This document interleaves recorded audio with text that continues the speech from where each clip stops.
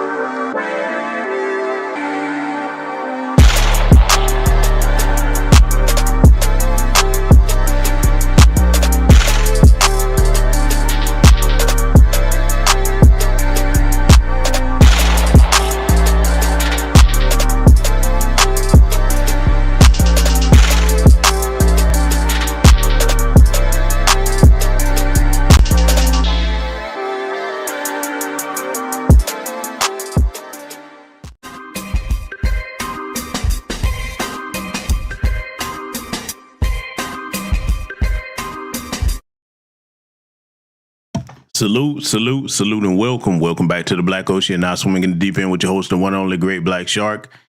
And yes, ladies and gentlemen, you see the sign here, the welcome sign. Tonight, ladies and gentlemen, we have to take a trip to the town of Fukaround. Yes, Fukaround. This is a town that we have to take a visit to tonight. Oh, y'all know what I'm going to talk about here tonight. I got to do it. I mean, somebody got to do it. I mean, listen, we're going to teach a lesson over here tonight, but we got renegade ducks running around here that we going to have to address their antics and understand where they come from. Oh, yeah, we going to get that tonight. Y'all already know where we going.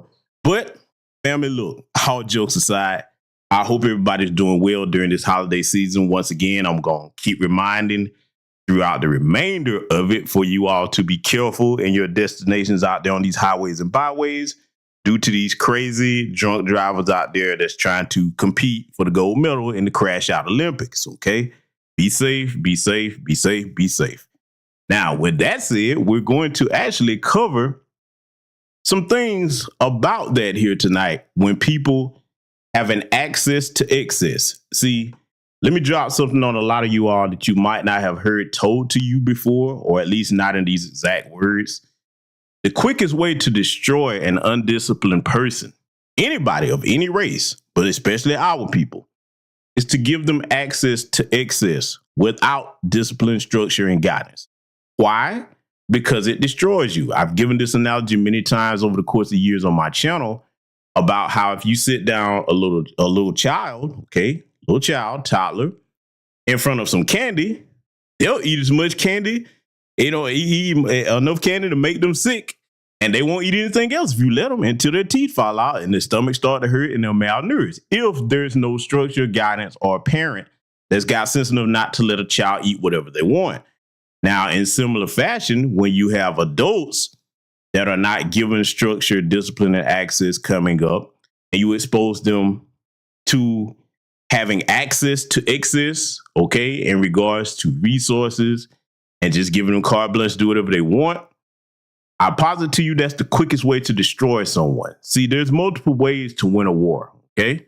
You don't always have to use bullets, bombs, and guns. Oh, no. I'll tell you what the optimal and ideal level of warfare is. Get your opponent or target to destroy themselves. Oh, yes. And see, that has been done to our society in many different ways over the years through social engineering and a great deal, okay? If you spend any length of time on this channel, you know I've covered much of that, okay? So here's the thing. When you apply this to wealthy kids, okay, that are allowed to do whatever they want, parents think they're doing a good thing by giving them a better life than they've had. So they just let them have everything. Nah, that's the quickest way to destroy a child. For those of you who are avid readers, I'm going to give you a book that you need to check out. Very old book. I've mentioned this before because it's a great example of what I'm talking about here tonight. How many of you have heard of the book called Wuthering Heights? Wuthering Heights. That's the name of the book. The main character in there, Heathcliff, somewhat of a villain, okay? He had a rival in the book. And after his rival died, he was responsible for being the ward over his son. So since he despised his rival, what he did in order to further ruin his family name, he took charge of his son, his rival's son. And what he did, he let him have any and everything he wanted. He made sure he wasn't educated, whatever perverse or degrading thing, degenerate thing he wanted to do, he let him do it because he knew that would be a stain on his father's family name and he would probably be the last of his bloodline, okay? You go check that part out in that book. A lot of y'all probably know what I'm talking about. But tonight, what we're going to do before we start examining situations with renegade ducks running around, oh yeah, we got to go there. We have to also take a look at where that behavior comes from in the dominant society. It's going to be very relevant to what we're going to be discussing here tonight. Oh, and people already showing love on the Cash App. Salute to AH. Thank you very much for that, my sister. I appreciate it greatly. Thank you. Thank you. And to anyone that will contribute, I will definitely shout you out as you do so. And over here, just while we're speaking on that, I list the names of any contributors to any broadcast after the broadcast is over, unless you request to remain anonymous. I understand people have their reasons for doing that. So I will respect that if you just put that in the Cash App message section or the PayPal message section, either one. But back to what we're saying here, family. I'm going to show you some examples here tonight of why none of us in Black America should adopt to emulate this. Because see, let's be honest about this. Yes, it is good to provide for your children and give them the things that they need to succeed that you did not have access to. However, what you must make them do is earn those things. You don't just give them any and everything. Provide the necessities. Yes, do that. Make sure your children are very well taken care of. But you let them understand that in order to get things that you say you want that aren't necessities, you have to follow a structure. And when you break the rules of that structure, you would draw access to them having those things that they say they want that they don't need to actually survive. Okay, you have to, because if you do not, this is where it's critical for Black America. Okay, what I'm about to show you here tonight, our children cannot get away with this without it costing them jail time, prison time, or their lives. Okay, we have to remind them that even if you are fortunate to be in a well-to-do family, you cannot go out and do what your white counterparts do. In fact, I'll posit to you this: you make it known to your children that they are not your counterparts because you are separated by race. And see, oftentimes, many people, especially these Black celebrities, they tend to think because they've moved away from other Black people, they tend to think because I've got a little bit more money than the average Black person that my children and the rest of us, we're special. We're not like the rest of you Negroes. So my children can get away with this or that. You have to be twice the fool it takes to be one to be a Black parent in America and actually think that your wealth is a shield from the real world consequences in America, where everything is based on race, especially punishing us Black people. See, in regards to what we're going to be discussing here later, I'm going to tell you something. Particularly addressing this to the men, the fathers of the households. If you cannot lay down discipline in your household without worrying about whether you're going to be liked or not, that's not your job. Your job is to protect your family, guide your family, raise your family, instill morals, discipline, and values and structure in your family. And at times, you may not be liked. That is not your job. Liking is optional for parent-child relationship. Now, after you raise that child and they get grown to the point where they can go out and fend for themselves, hopefully you've given them the necessary skills and tools they need to do that, then you have the option of being friend. Okay? See, that's a hard thing for a lot of parents to deal with. But see, as a man, you can't go down that road. The women are more likely to go down that road. We're going to get into that a little bit later here too, because we're going to address some controversial situations as far as the family structures in our community. But we're going to go ahead and dive into what we need to discuss here tonight. But before we do, as always, let me scroll up and greet my esteemed guests that I see in the chat room. Let me make sure I see everyone here. I see Tony in here. Salute to you, brother. Welcome. Patricia Slade in the building. Two State Woke. Lakeisha Morehouse is in here. I see Only Pamela's Way. What's going on, good sister? I hope you're doing well. Project Leroy. Tia to you in the house. James is in here. Erica Bailey. I see Douglas Muhammad. Studs in the building. Okay, Ben U. Gorgie. I see you. Willis Martin in here. Derek Parker. I see you. Philip Goodman. DJ Jr. DJ Dr. Feelgood. Okay, boy, that's a hell of a name, man. Welcome to you. Glad you're over here, brother. I see Nightfall Drop back in the building. Angelica Lana in here. Positive Queen on Purpose. I love that name as well, sister. Welcome. Mrs. L in the house. I see Still Kevin Trees. Oh, Still Kevin Trees, brother. Brother, you're going to have a hell of a time laughing over here tonight. I already know your joke's going to be vicious, fam. Let's see. I see Patricia Jenkins. Let's see. Rashawn Graham, D. Foster in the house. Diesel Mike out there on them highways and byways. Salute and welcome to everybody that'll be joining us in attendance here tonight. Thank you for Sister Erica on the Cash App and Brother Rashawn. And I see Xavier J hit the Cash App as well. Thank you very much, ladies and gentlemen. That is much appreciated. More y'all support, the more I will put out. Got a hell of a lot of broadcasts coming up. One is going to be coming up probably sometime in the next couple of days, because I want to make sure I get everything together with it. That's really going to be an eye-opener about the tether class mindset. But I digress. That's a future broadcast. So, family, we're going to go ahead and start studying this. I'm going to make sure I try to keep my language somewhat PG here tonight, because I really do want this to be a broadcast that you can play back and let your children listen to it. Okay? Because you know how I do it over here. Sometimes certain things hit me and I just have to put it in languages that people can understand. But we'll be somewhat civil over tonight. We're going to get these jokes in, though. Oh, these jokes are coming. Oh, they are coming. I promise you that. So that's it. We'll go ahead and get started analyzing this.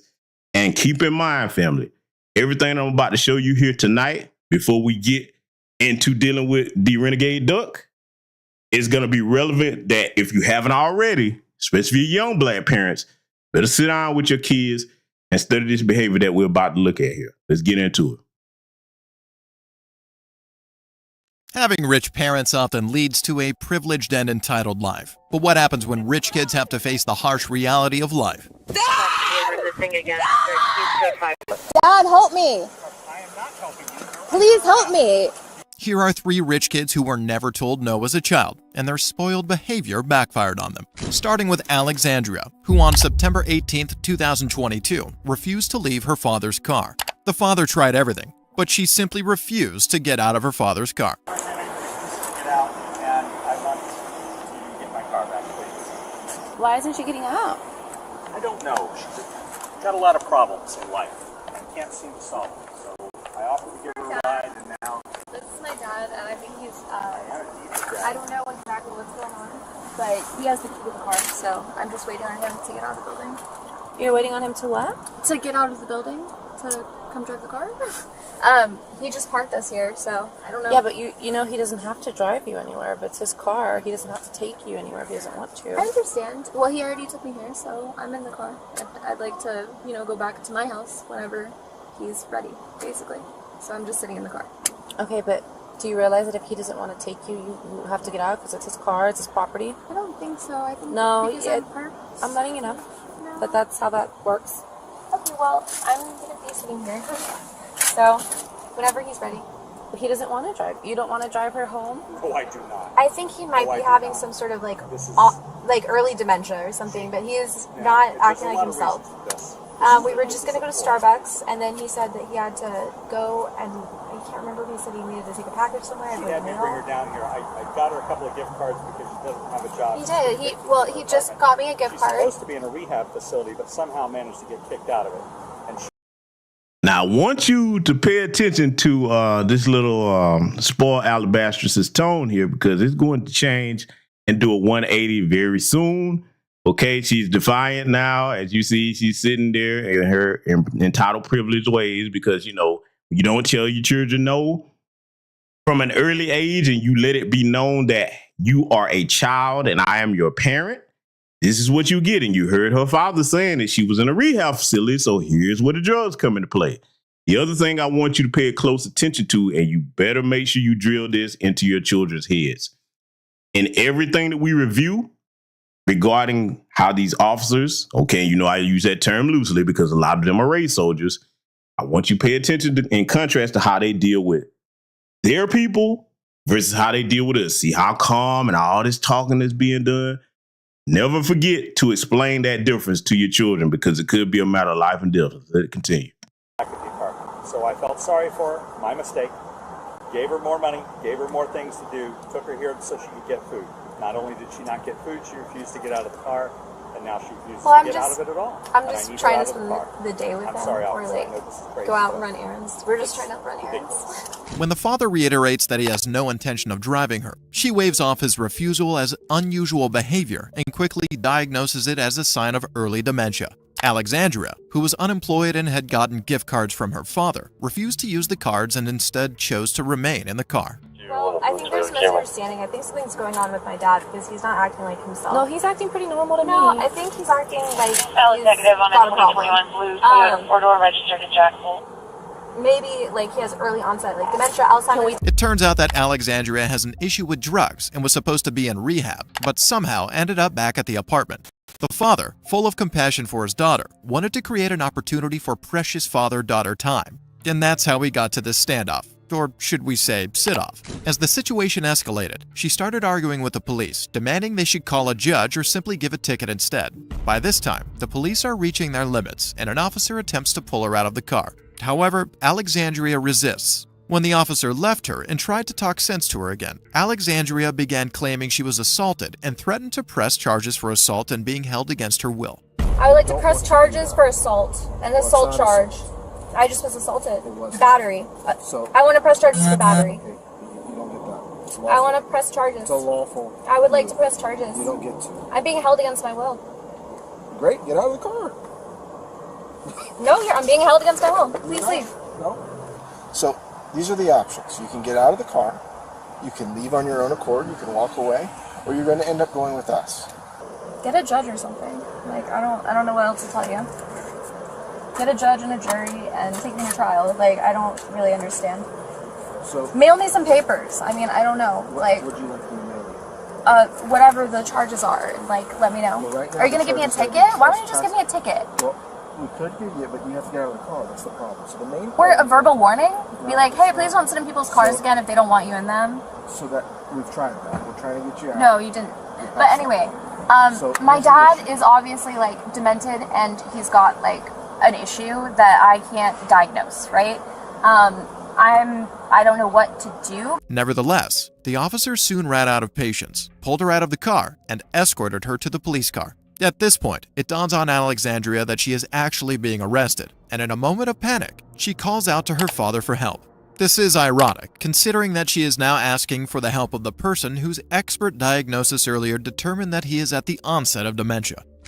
Because what's going to end up happening is you're going to get forcefully taken out of the car, and I don't want to do that. Whatever. Because I don't want us to get hurt, and I don't want you to get hurt. So I really would like you to get out of the car so that we don't have to force you to get out of the car, or that force doesn't have to be used. Defiance. That's your choice. Defiance. So you understand the risk that you're taking with this, right? Okay. That's, No. You're insulting me. What are you doing? No, I'm not going to. Why? put your hands behind your back. No. You're under arrest. No. You're going to be I'm placed not under arrest. You I'm are. under cardiac arrest. You're No. placed under arrest for trespassing and You resistance. can't do that. We can. No, you're not going to. You're not going to. Stop. Stop. I wish we didn't have to. Stop. I wish we didn't have to. Tried to work it out with you. Stop. For whatever reason you decided Stop. not to. Stop policing me. Bye, Alex.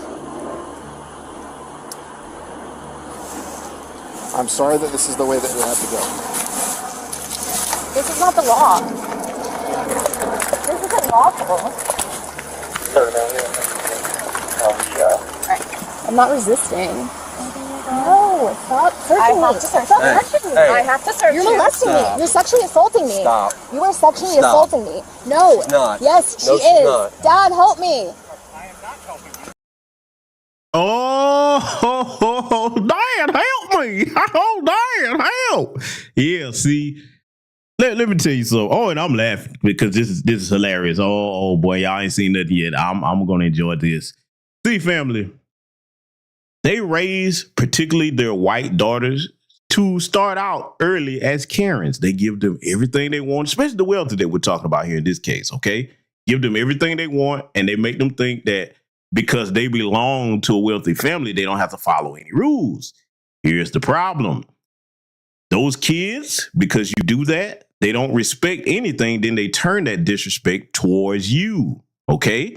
And see, this father here, using the term loosely, where he messed up at, he became an enabler. You don't enable people when you see they have a problem.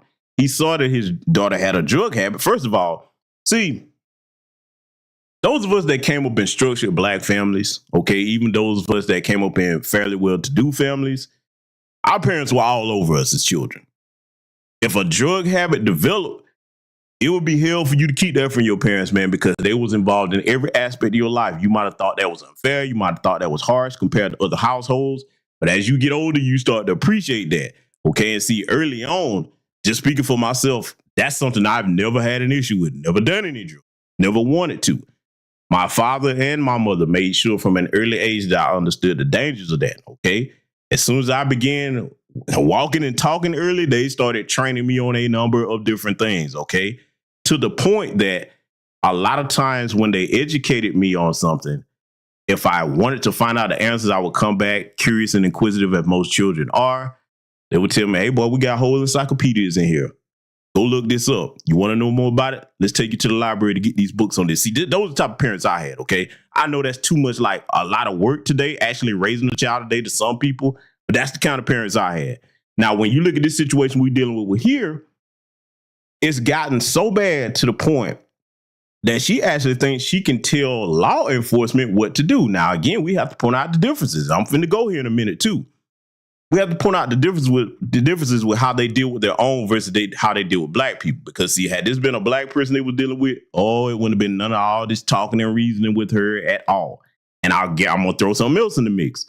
If it was black officers that had been called to the scene, man, listen, come on now. How y'all think that would have went?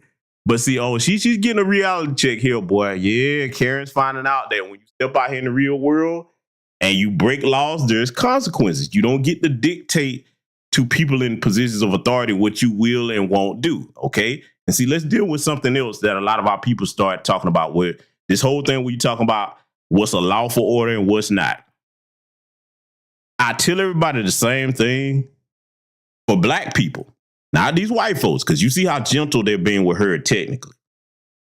For black people, your best bet is to fight that in court. You don't have power to fight that on the side of the road. One, that's not very wise. Number two, you need to make sure that you get in contact with your attorney before you start ranting and raving and talking. What I always tell you over here, shut up, shut up, shut up until you talk to your attorney, okay? That's where a lot of our people get misled at dealing with these situations. Don't engage these race soldiers from a position of fear. You stay calm, keep your wits about you. You know we're in a system of white supremacy, or hopefully you know that, especially if you're over here in new black media spaces. And you need to be thinking strategic, okay? Let me break it down even further as regards to our people. As a man, if you are with a woman, okay, and she starts running off at the mouth, talking crazy and everything, it's your job to be the one to enforce calm. Like, listen, close your mouth. We are at a disadvantage here. You running your mouth off of anger and emotions is not going to help us.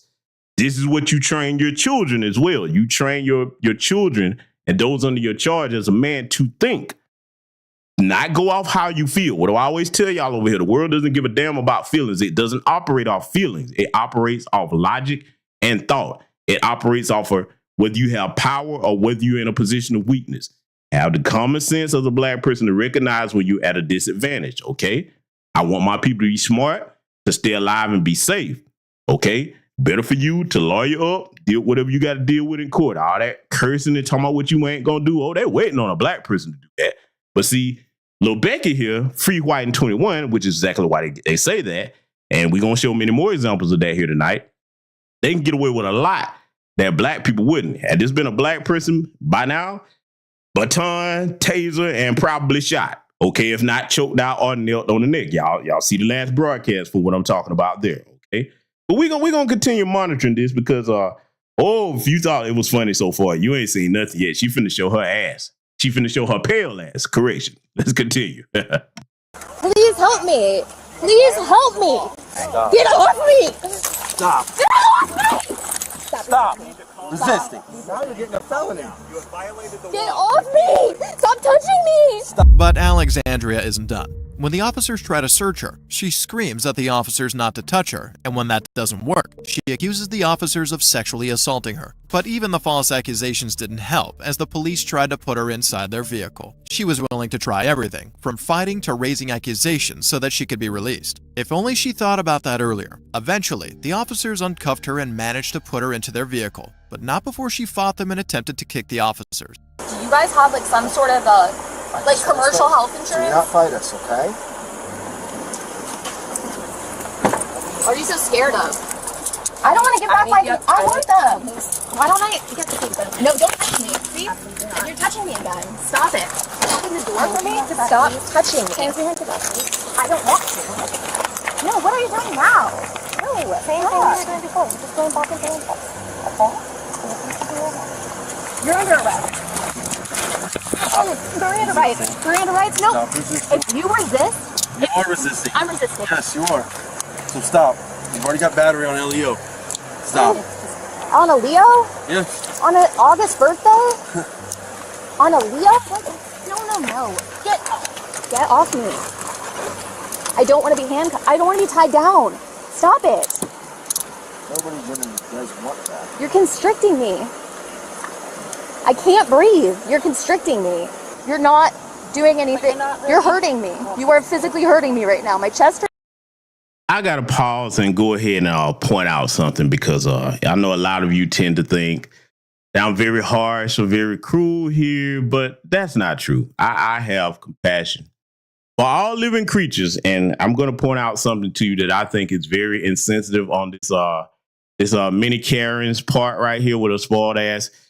Karen and fellow Alabaster class people that are in the wealthy class, I need you to consider the words that I'm about to speak. It is very insensitive of this Karen. And I think Peter needs to be called on her because, Karen, you're privileged. You're spoiled. The lice in your head are used to gourmet dandruff. Because you probably have expensive shampoo. You are not being considerate of the lice in your head.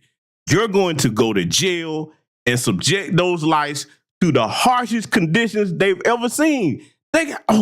Family, we got to do something about this. This ain't, look, I'm sorry. I just had to point that out, but hey, we going to let her get back to it here. I told you, we going to have these jokes tonight. I'm just getting started. My head hurts. My hands hurt. My wrist hurts. I know it hurts. And my shoulder blades. And my shoulders. And my back. Which is where all my organs are, by the way, so thank you. You would just cooperate. You're not cooperating. You are not cooperative. We are not a co-op. We are not a co-op. We are not a corporation. We are not a co-op. You're not a cop. You're a robber. You're stealing me. You're kidnapping me. Okay. You're abducting me. Ow, you're hurting me. Ow, no, stop doing it. Have a seat in the car without us without fighting us. Sit back. Sit back. Just sit down. None of this would happen. Get off me! You're creepy as you're creeper!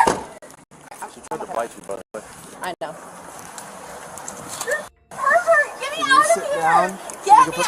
here! Get me out! Let me out! It's not happening, so. Open the door! Open the door! Open it! Can I go?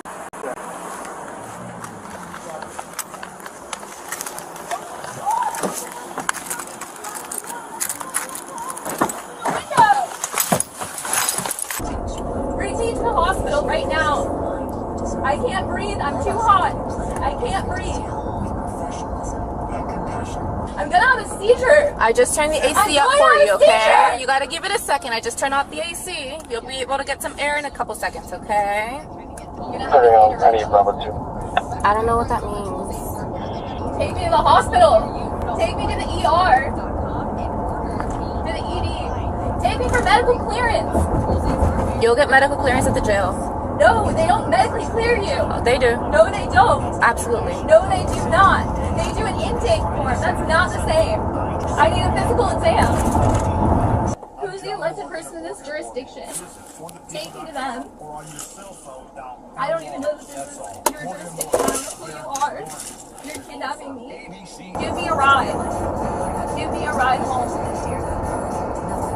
Turn the car around. Ultimately, Alexandria was taken to jail, where she will face charges for trespassing and resisting arrest. While Alexandria doesn't care for the word no, our next rich kid doesn't even have the word no in her dictionary.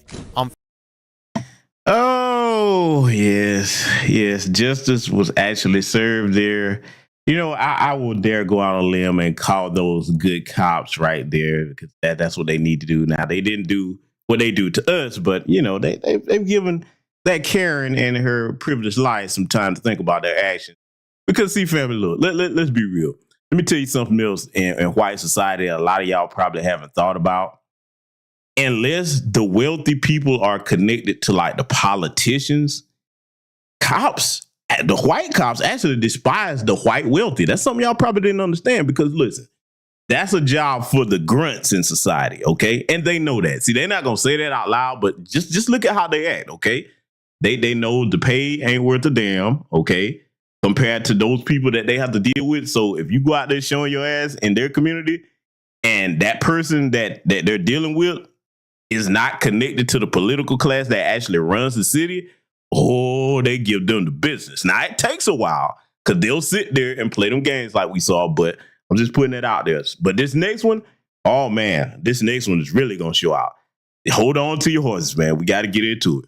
21st, 2022, in Florida, police received a call regarding a suspected drunk driver. An eyewitness reported a concerning incident involving a Tesla, mentioning a near collision with a palm tree. The driver proceeded to reverse, causing tires to screech and posing a threat to pedestrians nearby before hastily driving off. Salute to Sakina for the cash out. Thank you very much, my sister. And see, this goes into what I was saying at the opening of the broadcast about these drunk drivers out here, especially during this time of year, this season. These little wealthy white kids, okay, that had never had to earn anything in their entire lives. They jump out here in their parents' expensive cars, lick it up to high heel, and put everybody else's life in danger out here on the roads. It's going to be a prime example of that. And unfortunately, a lot of times the drunk drivers are so lucid and limber that they often survive a crash with a few injuries, whereas the average sober person is more rigid and they usually don't survive the crash, okay? So this is why I included that in here tonight. Let's continue.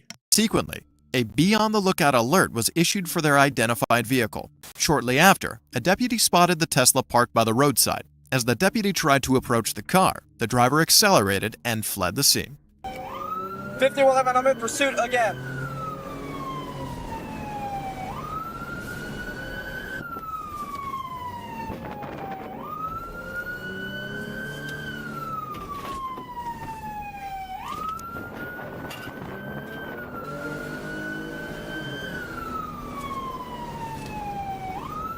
We're taking a left or right on Jamaican Street.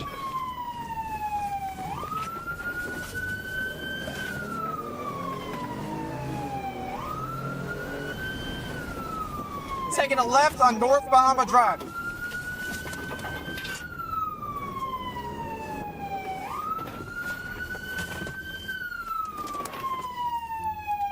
We're stopped again. Turn off the vehicle! Stay sheriff's office.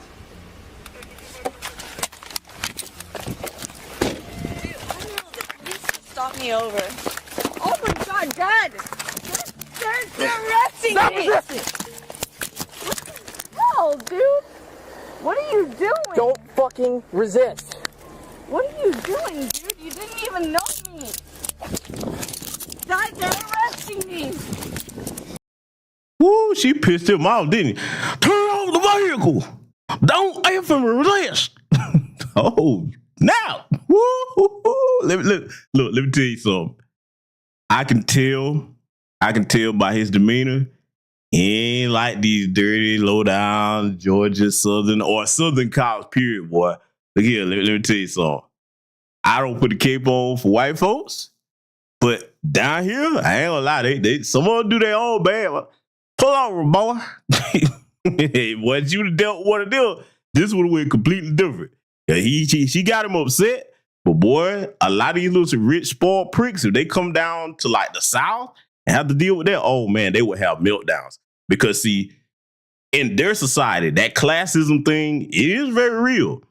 These Southern rednecks down here, they despise the wealthy. You hear me? The 3-2 Tonys, you know, the ones that, hey, you can't date my sister. I'm dating her right now. Those kinds, yeah. Oh boy, they can't stand them.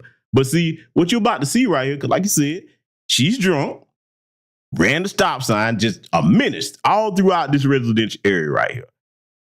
It's lucky that he caught this piece of shit in time, you know, and look, excuse my language, I have to call them what they are. I despise them.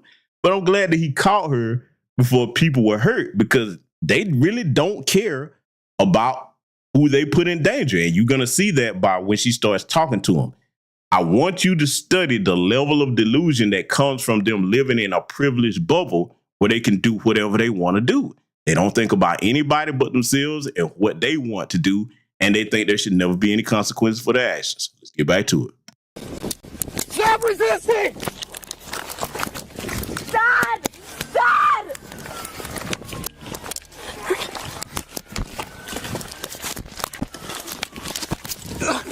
Get on your... Dad! Get me on the floor! Dad! Dad! Salute to the good sister Patricia Jenkins for the cash out. Thank you very much, my brother. Oh boy, but see, y'all listen, look at her. Dad! Oh boy, she calling for dad now, boy. And look, Project Leroy, like you say, see, Project Leroy, he know what the business is. Them state troopers, say what? Say what, boy? Look here, I'm pulled you over. You got a busted taillight. Officer, I don't have a busted taillight. Please you do now, boy. Welcome down here to Georgia. I'm trying to tell, listen, I'm making light of it, but I'm saying, rich white folks, oh, yeah, this is going to shock y'all. Down here, they treat rich white people like niggers. Oh, yes, because they despise, listen, the nicest vehicles they get to drive are those patrol cars. When they go back home to the trailer, oh, man, they got a big 400-500 pound alabaster wife, you know what I'm saying? It looked like a Stairmaster with all kinds of security sandwich pouches. They know that their kids are illiterate. Okay, they got all kinds of dolls and stuff running through the house and everything. And they look at their lives and like, oh, my life sucks. So when they see other wealthy white people come down here, man, let me tell you, boy, they be ready to get into business. I know y'all might not believe that, but trust me, you just have to spend some time down here in these other places, just watch them interact with each other. Because I study them like lab rats. I know them damn near better than they know themselves. But see, she screaming for dad. But all of a sudden, when dad was trying to raise you to the best of his ability, you want to go against that. Now you're hollering for dad. And see, I'm saying this, picking on these alabaster folks, but I'm mainly saying this for you black children that are in decent black homes where you got 2 black parents or even one that's doing their very best to raise you. Do not emulate this behavior, because one, you're not going to get away with this. You have to deal with them folks. And number 2, it is disrespectful to your parents. And I'm going to tell you this right now. There is no such thing as any child, no matter what age you get, when you grow up, if you're disrespectful to your parents, especially they're good to you, you're not going to have a good life. I promise you that. You better take these words to heart, what I'm saying. You will not have a good life. I witnessed many people do that. that had decent parents, and ain't nothing going right for them, and nothing will go right for them, especially until you make amends for that. And you better hope that you can make amends for that behavior before they pass for here, because if they do, well, you're going to have to deal with that. God really doesn't like ugly, and whether you believe in the Most High or not, that's okay. He'll show you better than any of us can tell you. But we're going to get back to analyzing this. I want y'all to listen to how old boy dad is so important all of a sudden, boy. Dad. Oh, boy. Yeah, let's get back to it. I don't know what I did. What am I doing? Why are you doing this? 1 to 10. Why are you doing this? Why are you doing this? Eventually, the police caught up with her and arrested her. Despite DUI, running a red light, and resisting the police, this rich kid feels she is in the right to make demands. She repeatedly requested to speak with her father and refused to cooperate with the authorities. The police attempted to conduct field sobriety exercises to determine if she was driving under the influence. Throughout their interaction, her behavior appeared erratic, and she continued to demand contact with her father, even though she was an adult. Play stupid games, win stupid prizes. We have an RP that said she was intoxicated. I found her parked right here. I put my spotlight trying to walk up to her. She sees me. Did you take a test? No. Takes off. I throw on my lights and she's going like 60, swerving, running stop signs. And then she gets out of the vehicle. I have her taser point. I'm telling her like, just stay there. She gets out, and then she runs back in the vehicle, rolls up the window, and then takes off flying even faster, like 80 miles. You. He police. I didn't know that. I only told you 10 times. He didn't sign Did any. you see this? He didn't do that. Did you see this? No. Oh no, because I could hear his sirens on the radio. He didn't do that. Okay. If I saw that, I would have acted different.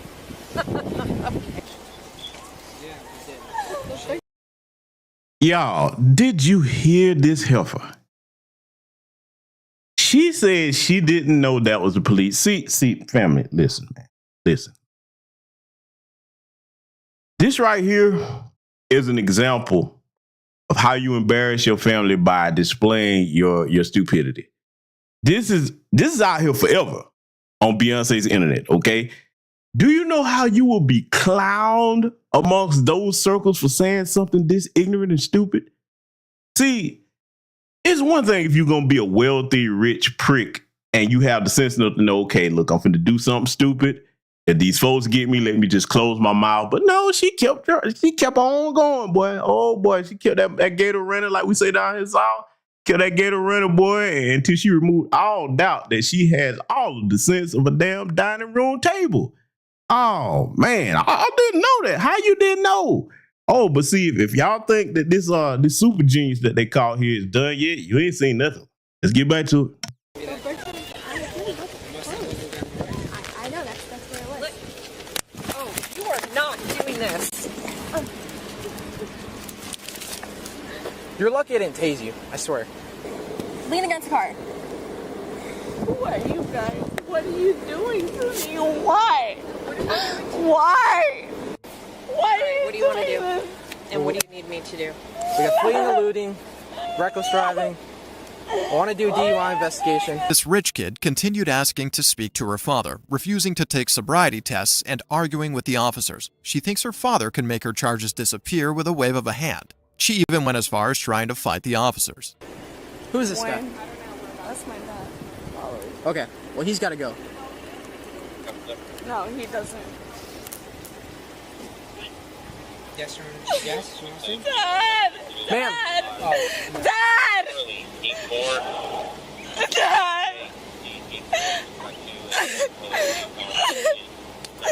I've been living on this island for 3 years. Why do you do this to me now?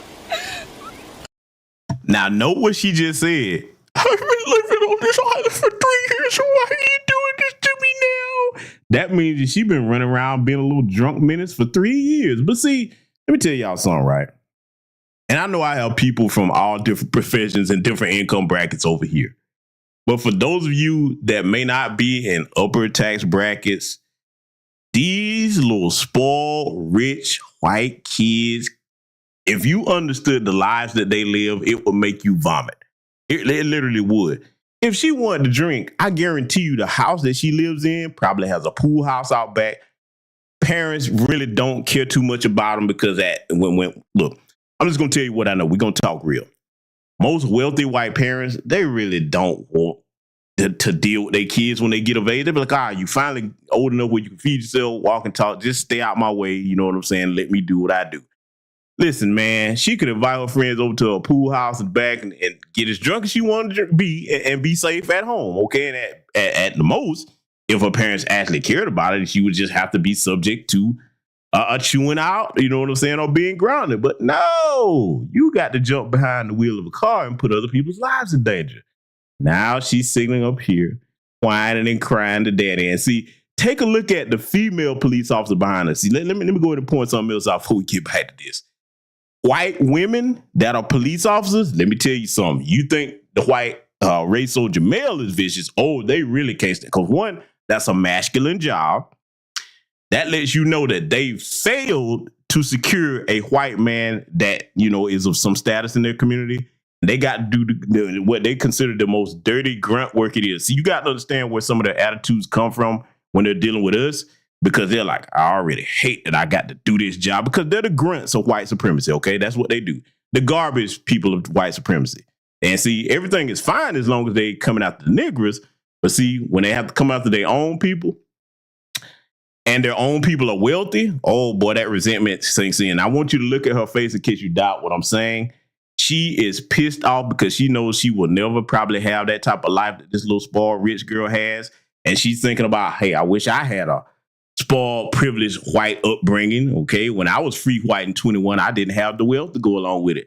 So she looked like she's ready to DDT this helper, man. And I think she's going to come close to it in a minute, but we're going to find out, though. Let's let it continue. I don't get it. Code 5. Ma'am. Can you just talk to my dad? Don't talk to me. I'm here. Code 5. Ma'am, the amount of lives that you just put at risk is ridiculous. Okay? I have no sympathy for you right now. You could have easily killed someone. There are little kids that live in this neighborhood. The fact that you would run from me and walk go up on him like that again. You do not know how lucky you are you didn't kill someone. That's how you got your empathy, right? Alright, I don't know if we can do it, but she's resisting. Yeah, no. Dad! Debbie, she's resisting. I don't want to take her out of handcuffs. Dad, they have no reason. Dad! Alright, yeah, we're not going to do him. Is she patted down? Up. Can I talk to him? Nope, we're going in the car.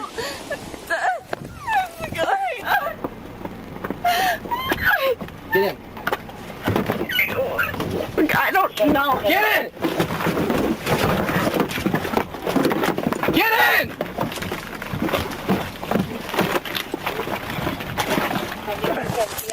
Dad! Dad! We got resisting and violence. You want 11 code 5 yep? You have a hobble? You didn't tell me why you're bringing me in the car. Because you were going to jail. Why? Jesus fucking Christ. Why? Get the hobble. Why am I going to jail? 51 No. code 5. Dad! Resisting again. Code 5. Eventually, her dad. Notice now, we didn't see any knees go on her neck, okay? We didn't see any knees on her neck. I didn't, okay? Well, boy, I'm going to tell you, boy, you can tell the female cowboy, she is pissed off. She was waiting. Look, the female cop, she was hoping that she started doing that. Oh, man. I'm surprised she didn't go ahead and just tase her. But again, they're dealing with their own kind, so they will exercise restraint unless they just absolutely have to do it. Now, I want you to listen to the dad's demeanor here because, see, listen, man. I hate to say this, but I got to put all their dirty laundry out here with them folks. A lot of times, and this is something a lot of y'all probably hadn't thought about, when it comes to these wealthy white people that let their kids do whatever they want, see, there's this misconception that a lot of people in certain spaces have about how much money you have is going to determine how loyal somebody's going to be to you as far as their women. A lot of times these wealthy white people find out them kids ain't theirs and they be like, I don't give a damn what happened to your little ass. Okay? I'm telling you. So when y'all see, be like, damn, why don't they try to do? Some of them find out their kids ain't theirs and they just stand in the marriage so they don't have to divide up large sums of money. See, listen, man, that's a whole nother broadcast for another day. But I digress. I want y'all to pay attention to what the dad is about to say, though. This is going to be funny to me. But to her disappointment, He didn't wave the charges away with wads of cash. Instead, he asked her to obey the police. Only then did it dawn on her that she might be in trouble. So she began to argue legalities with the officers. The officers explained the seriousness of her actions, emphasizing that her reckless behavior put lives at risk. But for this rich kid, as long as no life was actually harmed, then it's all good. Her argument seems to be that she shouldn't be arrested when she hasn't hurt anyone yet. You could have killed yourself, others, and me. But I didn't. So what are you Thank talking God you about? didn't. Thank God. Right. You're just being... I'm gonna ask you one more time, why am I here? You're going to jail. For what? Reckless driving, DUI, fleeing and looting, resisting an DUI officer. on what? And reckless Alcohol. driving on what? You reckless driving because the speeds you were going and running stop signs, you could have easily killed someone. You had no regard for other people's lives. Alright, DUI. You want to charge me of a DUI, but you have nothing. Really? We're gonna let So you get a why breathalyzer right now. You gonna pass? Right. You're gonna check that now. But why you say that before? Because you're drunk. No, I'm not, homie. This is me. Eventually, she was charged with DUI, reckless. No, I'm not, homie. This is me. Oh, boy. Woo, man. Listen, man. Look, I'm glad they got her jumped behind off the highways. But, man, just it's like, I want black children to review this and look at how stupid these kids look. You don't want to be this. See, listen, be on the end of it that we're on here tonight, where we sit here and look at them and laugh at their ignorant behind. Okay, be on that end. You don't. And see, here's another thing too. All jokes aside, to my young black listeners that are teenagers out here, especially if you're in fairly well-to-do middle-class families or upper middle-class families or wealthy middle-class families, just in case you happen to find your way over it. Always think about, okay, if I do something outside of my family's household, how is this going to reflect on my family name? Okay. So you want to add to the pride of a family legacy, not diminish it. Okay. Don't do that. See, that's one of the things that killed many of us, and none of us are perfect. Okay. None of us are perfect. But that's one of the things that killed many of us from actually going out here and being in these situations, because we were worried about, okay, how's this going to affect our family name? Okay. How's this going to look on my mother, my father, my uncles, my grandfathers, okay, my aunts, okay? You think about all of that. But see, you have to have that pride instilled in you from an early age.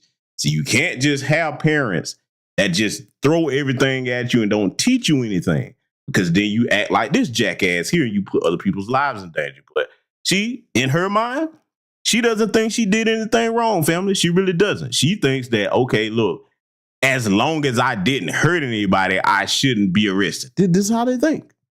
Driving, resisting an officer with violence, and fleeing from an officer. She'll have enough time to think about the consequences of her actions in jail.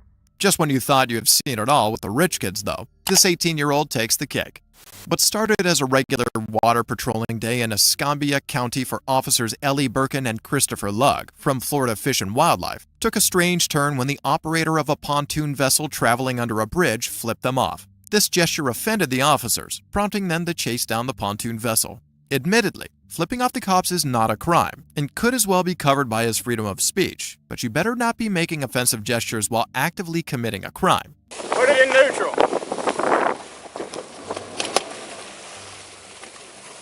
What was that about?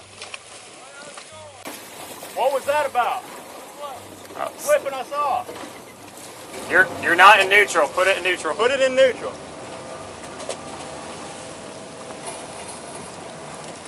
Here's who you are. Just put it in neutral.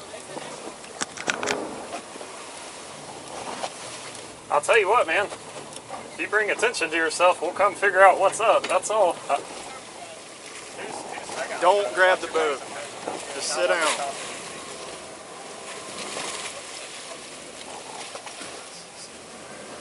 Whose boat is this? It's Freedom Boat Club, but I work for them. Okay, you work for him? All right. I don't want anybody grabbing life jackets or anything else I'm asking for. I want him to do it. All right? Yes, sir. Life jackets, where you want them? All life jackets are in the back. All right, listen to me. I need 9 life jackets, your registration, a throwable, and a fire extinguisher. All right, throwable. Officers conducted a safety inspection on a boat, checking for required safety gear. They found alcohol and discovered that all passengers were below 21 and therefore underage. The operator underwent sobriety tests and was arrested for boating under the influence. The officer then used the situation to educate the teenagers about the seriousness of underage drinking and reckless behavior on water, emphasizing the risks and legal consequences. He stressed the need for responsibility on a boat, especially considering potential distractions while steering and the danger it poses to all on board and nearby. So I know that's one. Do you have enough jackets for everybody on the boat? I have 13 jackets. Where's the rest of them at? Okay. Yeah, well, I know there's only 3 in there, so. We'll get to that second part in a sec. You need to get up? Nah, just let him get the life jackets. If there's some under the seat, let him get them. You can get up for that.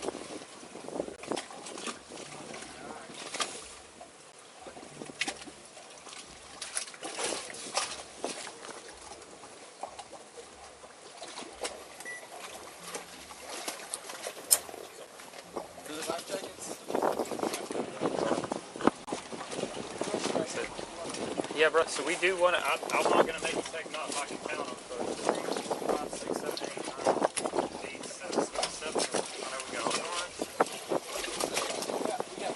Oh, well, we don't have plenty inside C7, though. I'm not being picky. It's just I can't see through stuff. That's 3, 4, 5, 6. That's good. That's good. That's good. There we go. You want to get him on the bed? Look at his eyes. Or you want me to get on their bed? Here, you look up too. Alright, would you be comfortable? That'll work. Just, Now, let me pause it right here to point something out because, see, many of you, no matter where in the country you are, you already know the truth of the statement I'm about to make here. They love to get drunk and go out on the water. Let me tell you something. As a man who has come to respect navigating the waters over the course of many years, let me tell you something. Playing with nature like that is one of the dumbest things you can ever do. You do not want to be drunk out on the water as a navigator of a boat. And you really shouldn't want to be drunk out as the passenger of a vessel like this size. Okay, now it's one thing if you're on a cruise ship, okay? But on a vessel like this, let me point out to you why that's not a good idea, okay? And for all you parents that like to let your kids go out here and hang with their little white friends, this is what they'll be up to, okay? Let me tell you something. You should want to be sober as a passenger on a boat because if something happens in the way of an emergency, everybody aboard that vessel is going to be required to solve that issue. If everybody's too incoherent and drunk out their minds, you're not going to be able to do that. If you're going to go out on the water, the goal should be to come back to land safely. These lakes, and especially the ocean, is nothing to play with. You understand? Especially in a vessel of this size. Another story if you're on a cruise line or something like that, that's the captain's responsibility. But when you're on a personal vessel like this, very stupid, okay? And see, young black children, if you're listening to this, please be the type of individual that you make assessments about who you choose to spend your time with because your parents can't watch you 24/7. They can give you all the values and morals and common sense and structure. But once you're out of their sight, it's up to you to put that into practice.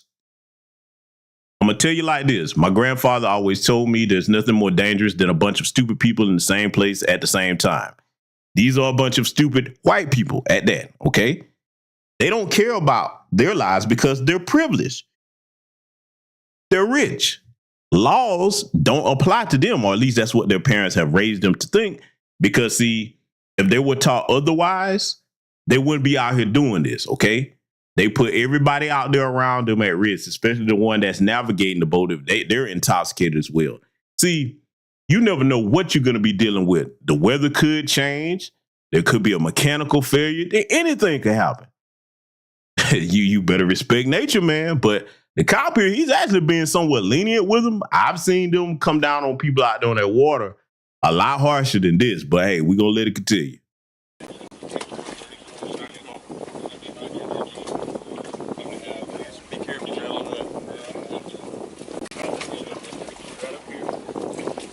Do it in the back. Here, let go, bud. I'm going to break away for just a sec because I don't have to worry about bumping y'all, okay? In the end, the officer drove the passengers to the shore. he talked to the teenagers about abiding by the law. Since underage drinking is just a misdemeanor, he let them off the hook. This is y'all's boat? Yes, sir. Okay.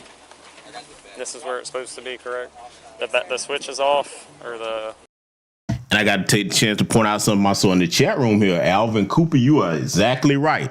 See, when there's a group, well, most of us down here in the South know that. Most black people across the nation, but especially in the South, we're taught that you don't be the only black person isolated with them, especially out on the water. We've seen cases where that, look, Tamala Horse was down here, grown woman went over to the sleepover. We saw how that went. There's been cases where black people go out there on the water with them, and they're the only black person. All of a sudden, they don't come back. And then guess what? Hey, none of the white people going to be in trouble about that because, hey, that's just one less nigger around, okay? So I hope that black parents are teaching their children not to do that. But yeah, I saw the one little black dude sit up with his silly self, probably not of our lineage because most of our people know better than that. But yeah, you're absolutely right about that, Alvin Cooper. I'm glad you pointed that out in the chat room. Let it continue. Keys off, keys still in it. I think you're good, okay? He's getting arrested for boating under the influence, so. Okay. All right. I don't know if he has anything else or duties he needs to do today, but he's not going to be coming back today, so. All right. Do you have any questions or anything? No. Do you guys both just work there, just you two? Yes. Okay, 10-4. Realize, I know you did what you did. You may think that's why we turned around. Definitely grabbed our attention, but you stepped up from the steering wheel, walked to the center of the boat while underway in the middle of a bridge when our boat, which is a bigger boat, has a bigger boat weight, right? And sat there and did whatever you did. Nobody's driving the boat. You know, if that wake hits, if somebody's coming, you're coming around a corner where there's blind corners both directions where dummies never stop. So all that stuff's going on while you're... Oh yeah, no, I understand. I'm boating, I'm good on. I didn't stand away from the boat at all. I had control of the boat at all times. You stood in the middle of the boat and held two fingers up. How did you have control of the boat? I only stood one of them. But no, I had a hand on the wheel at all times. Brother? Yes, sir. You had two hands high in the air, because I promise you, I was like, I waved back thinking you were waving at us. And then I was like, I guess there's something more to that. So For the flipper who was boating under the influence, the officer stressed how such behavior endangers everyone on the boat, especially in the middle of a bridge with potential hazards. Hopefully, he learns his lesson after a few nights in jail. The Coco. So there you have it, family. So now that we've gotten looking at a couple of examples of these rich white kids out the way, now comes the portion of the show, the broadcast here that I told you was coming. Because now we must get ready to examine what happens when renegade ducks are allowed to go on the loose. Oh, I have such commentary for this situation. And I just showed you that as an example to show you what happens when you raise children to think that they can do whatever they want because they're wealthy. Yes, we are going to be discussing the antics of Mr. King Harris. Oh, yes. Wait. Hold on. Because we got, picture of him up here on the screen here, his likeness. We got to stand on business. Stand on business. Boy, let me tell you something. I have a theory, and I'm going to propose this. You all can tell me if I'm right about this or not, but that boy Miles, let me tell you something. Batman can put his grappling hook down, get some rope, and tie that boy's feet together, and hurl him up in the air and have him open his mouth and clamp down with them teeth. Let me tell you something, boy. This little albino piranha that we finna be diagnosing here tonight with his antics, boy. Man, T.I. better be glad that he didn't take a bite out of him, boy. Because I'll tell you, boy, that mutant piranha that they raised right there, man. Listen, he just run around causing all kinds of havoc and chaos, and it's sad, man. Because look, we got to start at home. It's the parents' fault, okay? It's the parents' fault. But hey, look, let me move the duck. We're going to get into this. For those of you that don't know what we're about to discuss, the latest antics of Mr. King Harris, okay? You see your boy Poetic Flacco over here. I pulled this portion of it because Poetic Flacco got his own little jokes, but I'm going to have to add some of mine on here too tonight. For those that don't know, T.I. and family were at an Atlanta Hawks game, okay? Atlanta Falcons Hawks game, either one. They was at one of the games in the skybox and got to cutting the food, okay? So this is what we're going to be discussing here. I'm going to lay out where they went wrong at, okay? And like I said, hopefully, most black parents got system not to allow this type of crap.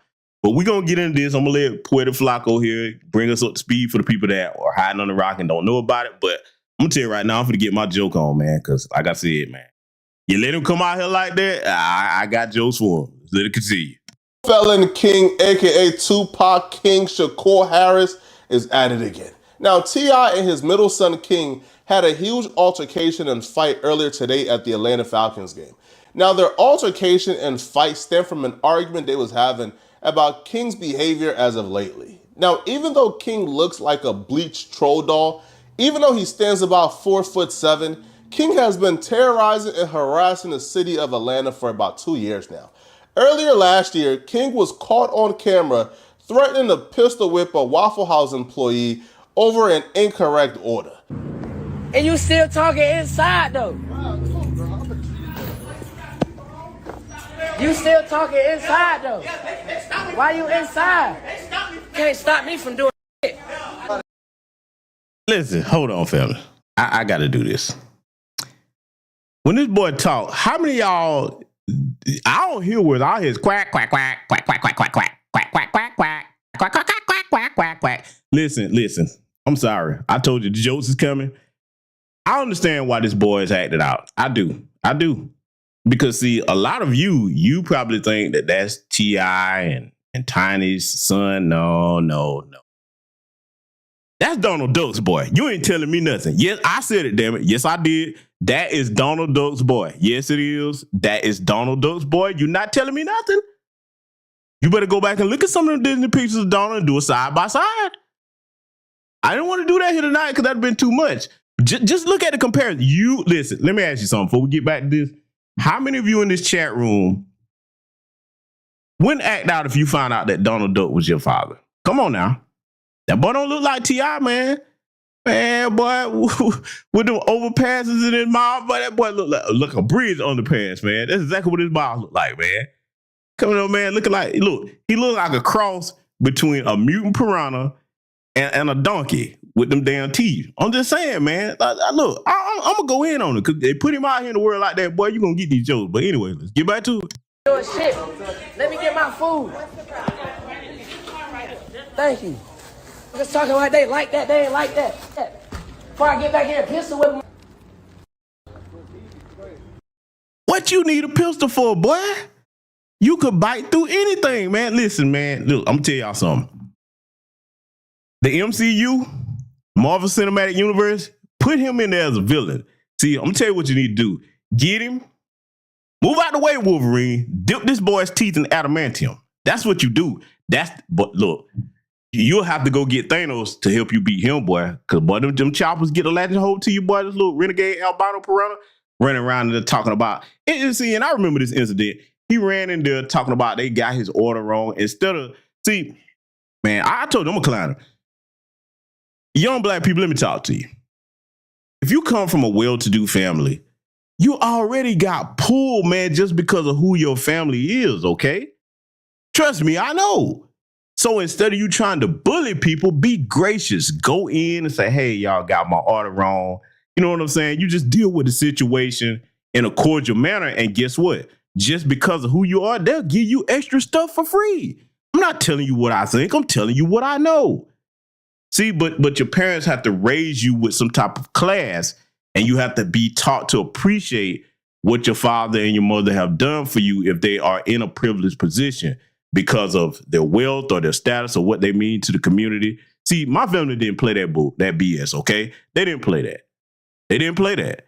Embarrassing the family out in public like that? No, that was a no, man. No, boy, listen.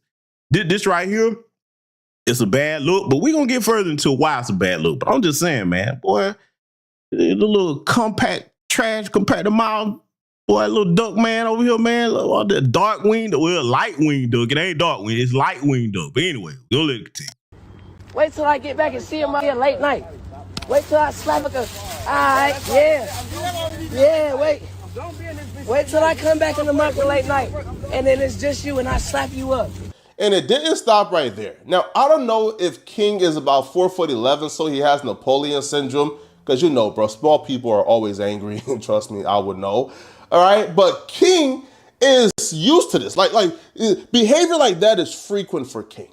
Take a look at this other incident where King felt as if he had to go into his car and reach for his gun to stand on business instead of just walking away. What you want to do? What you want to take pictures? You from here? Yeah, I'm from here. Yeah, I'm from here. All right, so. Oh, hell, y'all, let's go. What's up with you, bro? What's up with you? First of all, I got to go here.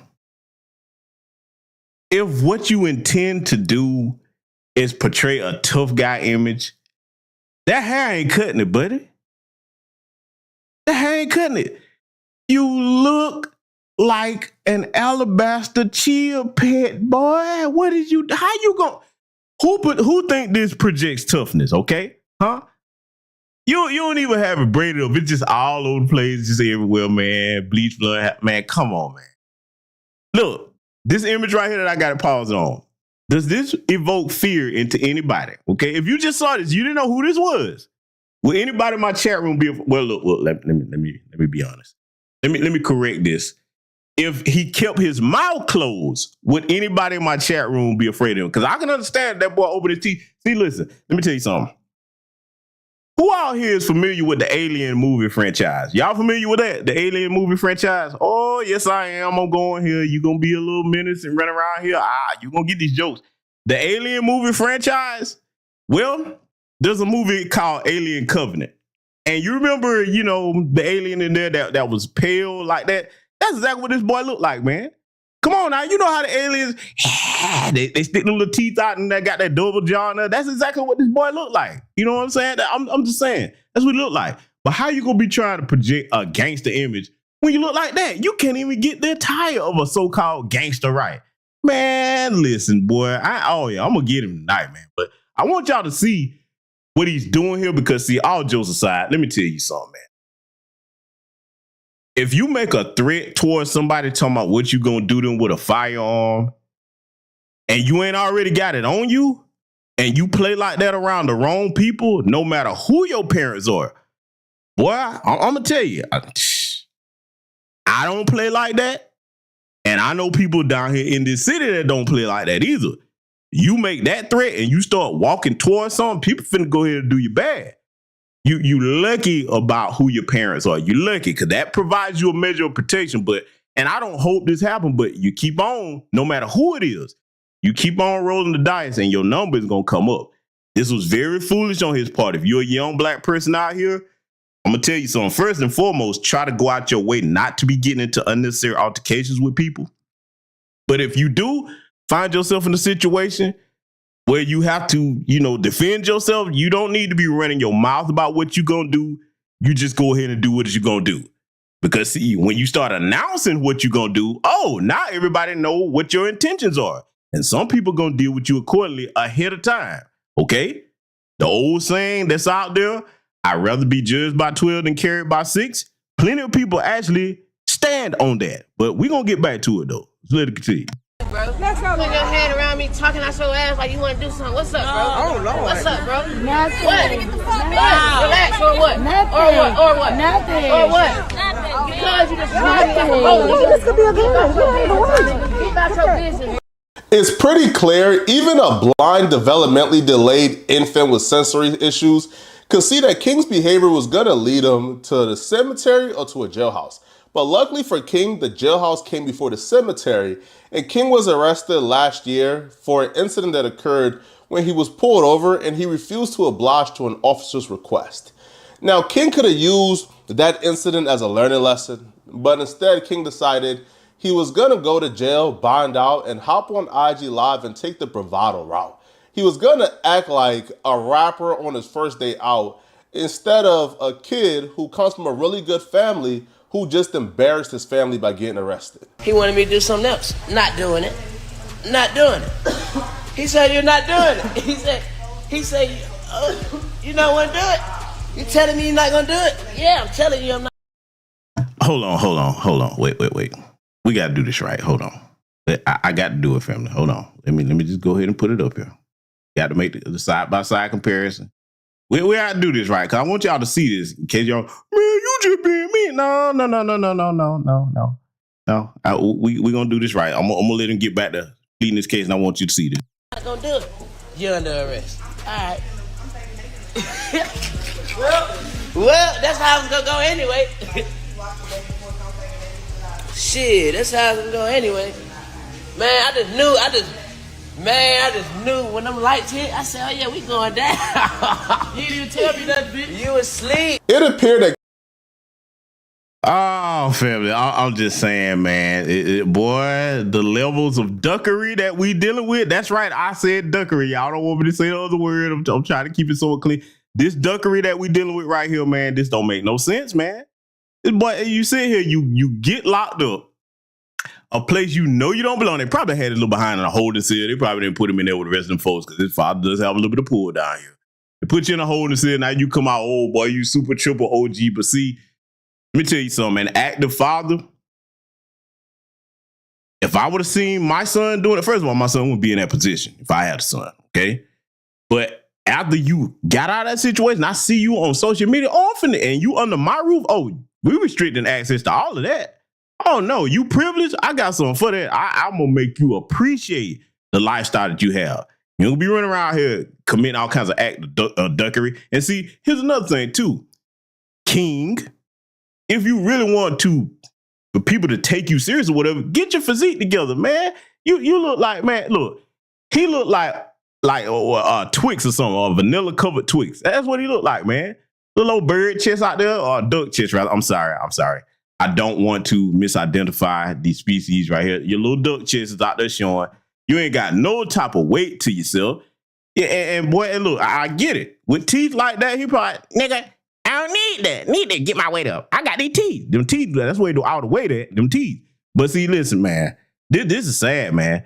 Your parents need to get a hold of you and get you straightened out before you end up running into something that you can't get out of one day. But hey, listen, what do I know? Brother Flacco, get back on it here.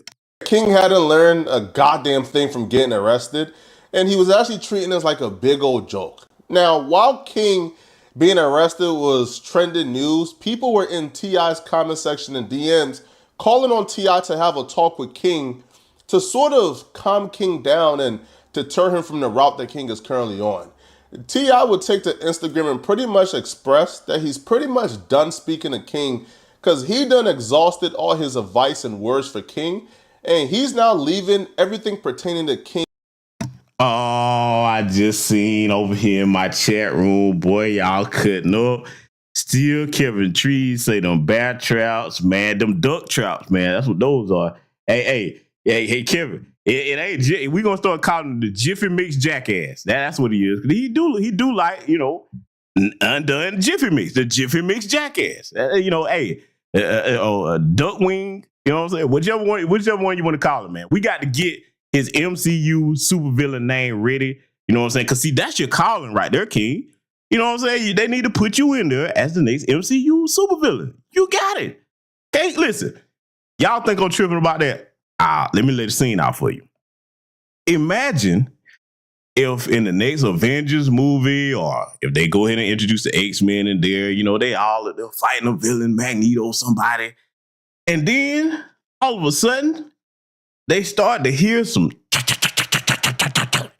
Everybody stop. What the heck is that?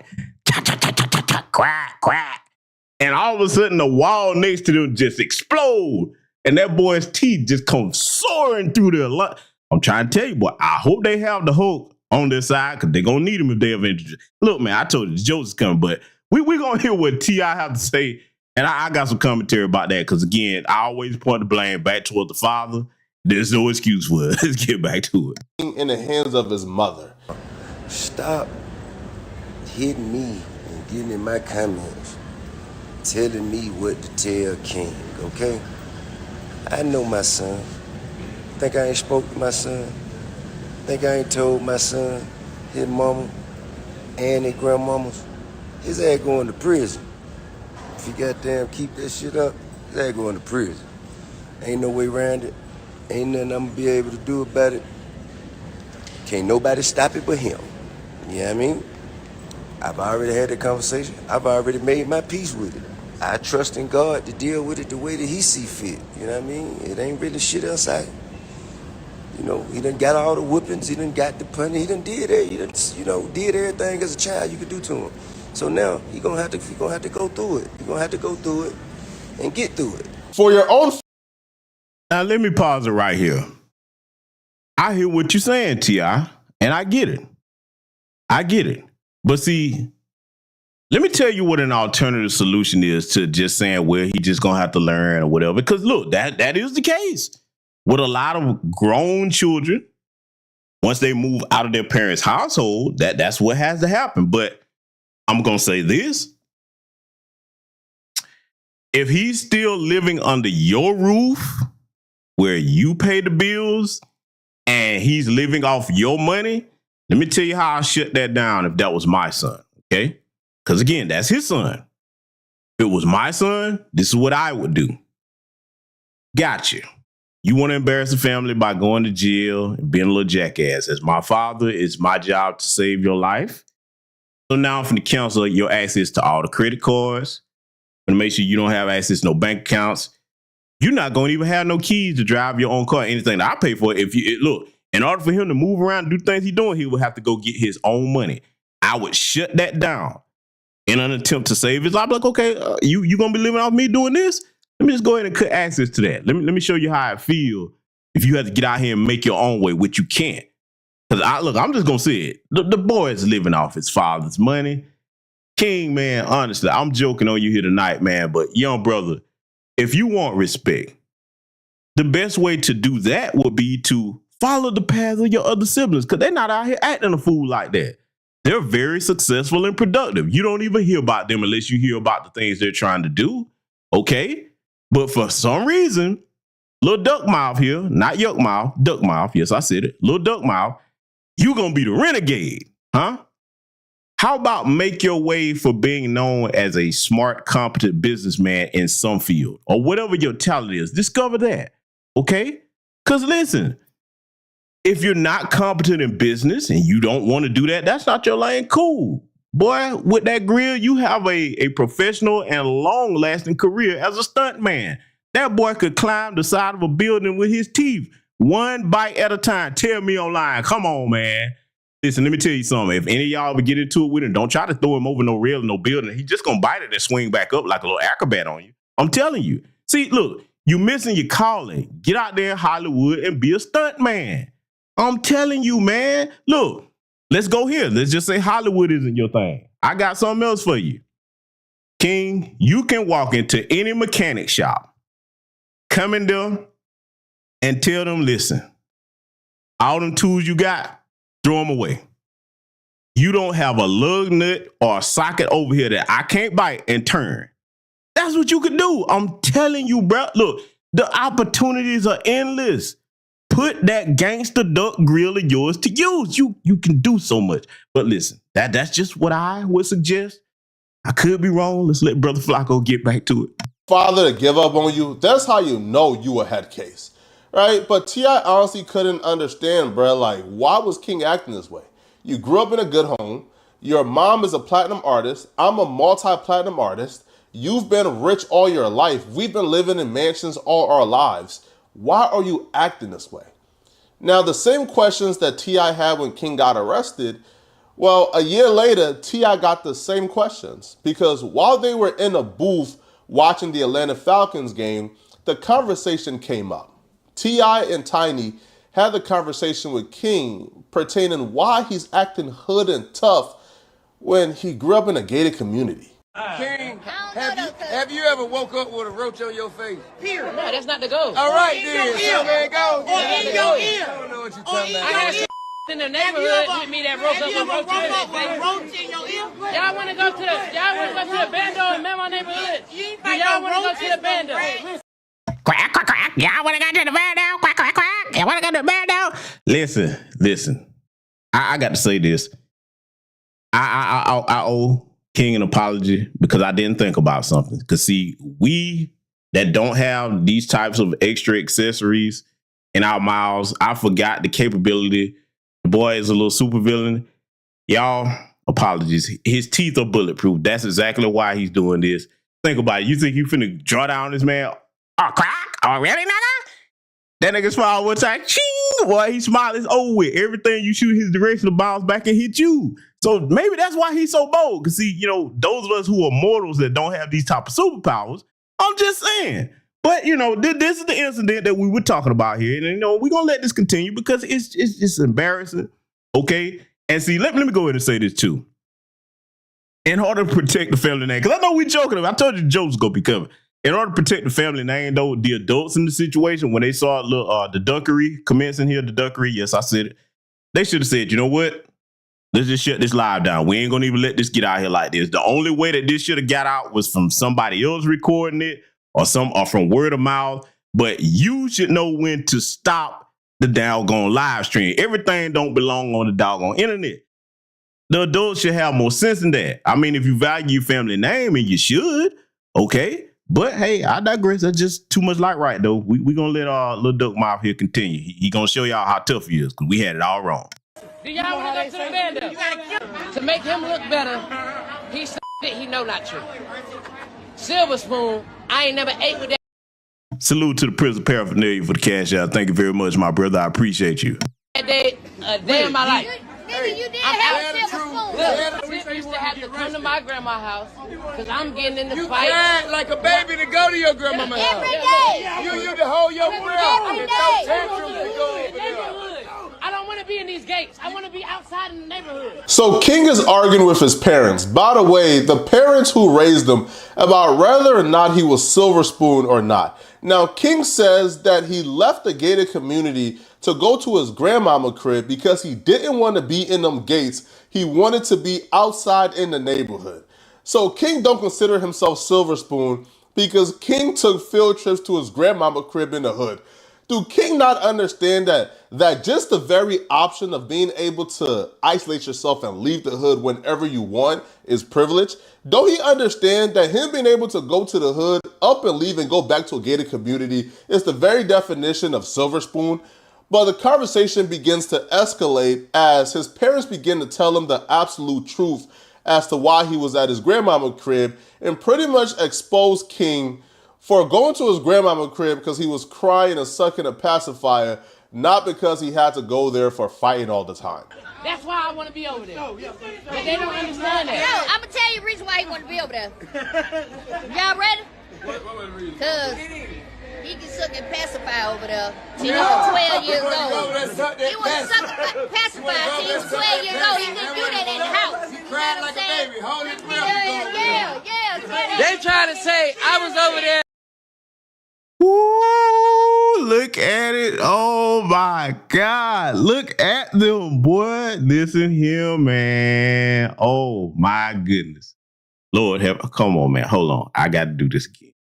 Got to do it. We got to put it back up here. Family, come on now. Take a look. Now, you see this side by side, because I done told you. I honestly believe this is Donald Duck's fault. You know, Donald, I'm going to get you for this. You're wrong for this, man. You see what happened, man, when you don't claim your children, man, they just be acting all out of control. Look at this boy, man. Tell me these are not twins that you're looking at on your screen here. The duckery of it all. Oh, my God. Listen, let me stop. Let me get this. But listen, family, let me tell you something. Again, I say I have to go back to it. They should not have kept this live going. I get it. They call it, you know, trying to tell the truth about things and trying to put him in his place. And, you know, maybe they thought that he would take it as a joke. But no, that's not how this works. And look, I see y'all in the chat over here. Somebody said Jaws 5. Oh my God, y'all. Duck Bill 5, boy. Quack, quack, quack, quack, quack, quack, quack, quack, quack, quack, quack, quack, quack, quack, quack, quack, quack. Can you imagine the remix theme song in Duck? But anyway, man, this boy right here, he finna show out. They sitting here arguing back and forth with him. See, all jokes aside, as a father, though, what we're about to review next, I wouldn't play these kinds of games. Because, see, again, if you raise your children right, the last thing on earth that they think they're going to do is challenge your authority. Let me tell you something. Not only did I not challenge my father's authority, I didn't challenge my grandfather's authority, my great-grandfather's authority. Oh, we have a hierarchy over here in this family. Those men are from the old school. They do not play them games, okay? They love you to death, but you're not going to disrespect none of them, okay? So I want y'all to pay attention to where this is about to go. For those of you that might not have seen it, everybody should have seen it, but in case you hadn't, I'm going to show you where they went wrong at. So let it continue. Trying to suck a passy But they ain't gonna tell you everything like that. They trying to hide it. Ain't nobody hiding it. He capping. He capping. Hey, he know I stand on business. Lie, boy. No, you don't. You bite on business. That's what you do. Stop telling it. Look, just call it what it is. You bite on business. Boy, let me tell you, boy, whatever business that you bite on, boy, that's the end of that. I'm trying to tell you. So we just got to correct that. Stop that. No, it ain't stand on business. This boy bites on business. He know that. Can't no nigga ever pull my car ever in life.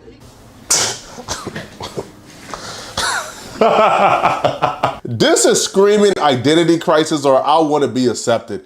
King is telling his father, T.I. He's telling his father who is T.I. Yes, T.I.P. about how he stands on business and how ain't no man ever attest his gangster. Do he not know who his father is? Like, do he not know his father is T.I.? His father is the original gangster. So I don't know who King is trying to prove his toughness to, his father or to his audience. But he gets increasingly visibly upset. Wait, y'all. Wait. Because I made old Donald Duck an apology here because I told you Joe's going to come tonight. Donald, I must withhold my previous assertion about you being responsible for this because I just thought of something else, family, and I want you to let me know your thoughts on this because we need to find out who's really responsible for this. I don't think it's T.I. Ladies and gentlemen, I posit to you that Pac-Man, yes, the beloved video game, Pac-Man may be responsible for this. Tiny, what was you doing? Donald Duck, Pac-Man, come on, man. What is going on, man? So look, I just thought about that, man. Pac-Man or I'll tell you who the other culprit could be. Because, see, we have to look at these skin tones and figure out who's responsible for this light-skinned menace, this duckery. It could be Homer Simpson. Listen, man, I'm just saying, man, look, we got to investigate, put all the light-skinned stuff on trial here and figure out where the origins of this madness is coming from. So I'm just putting it out there, but I'll be quiet. We can get back to it. Once his parents began to tell his audience that, yo, the King that you guys think y'all know isn't true. He's no tough guy, no gangster. He actually went to his grandmama's crib because he was a crybaby, not because he was too bad for the gated community. I stand on business. You drop me somewhere, I stand on business. You drop me in your hood, I stand on business. I don't feel like you stand on business. I've been stood on business. I've been stood on business. You want to hide it for the world, I'm going to put it out there for them to see. I want to put up nowhere. You ain't had me put up nowhere. Like, I ain't... You know what else this boy could be? I don't know how many of you are familiar with the video game franchise Mortal Kombat. He could be a character on Mortal Kombat, boy. He would have a hell of a fatality, man. Forget Melina. Oh, no. Compact the Mile King, boy. Can you imagine the fatalities that they could give this dude on a game like that, man? Listen, look, his animality, of course, would be a duck, okay? Giant duck, go out there, quack, and disintegrate you, boy. They clamp down on you with a giant bill. Then all of a sudden, you know what I'm saying? Another one of his fatalities, man. The little teeth get to wound up. He just chew you to pieces on screen. Boy, I'm trying to tell you, I think this would be a legendary Mortal Kombat character. I'm just saying he already got the look. Okay, look, I'm just saying, man, because there's some other things that we need to throw out here that this boy can do with his life instead of running around here trying to be something he ain't gonna never be. I'm just saying, man, we got to give people hope over here so to continue. You ain't had me behind the mansion. I was outside doing what I wanted to do. Do this kid not understand that being outside and doing what you want to do is privilege, bruh? Like, you had a choice. You were privileged. And I don't know why being privileged is such a bad thing to these. Wait a minute. I just thought of something else because, see, I want to make sure that we give a proper list of people that could be responsible for this. I know that I'm dating myself. A lot of young people not going to know what this is, but there's another duck that could be responsible for this besides Donald. One of the worst movies of all time. I think probably the worst movie ever made.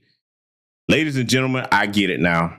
This is Howard the Duck's illegitimate son. It probably is. Howard the Duck's. Look, come on, man. Young people, you don't know who Howard the Duck is? Go look it up. You want to see a horrible, funny movie? Look that movie up. Go watch that. Howard, are you responsible for this? Are you responsible for this, Howard? I need to know. Come on, man. We got to run this down. This is doing the community a disservice.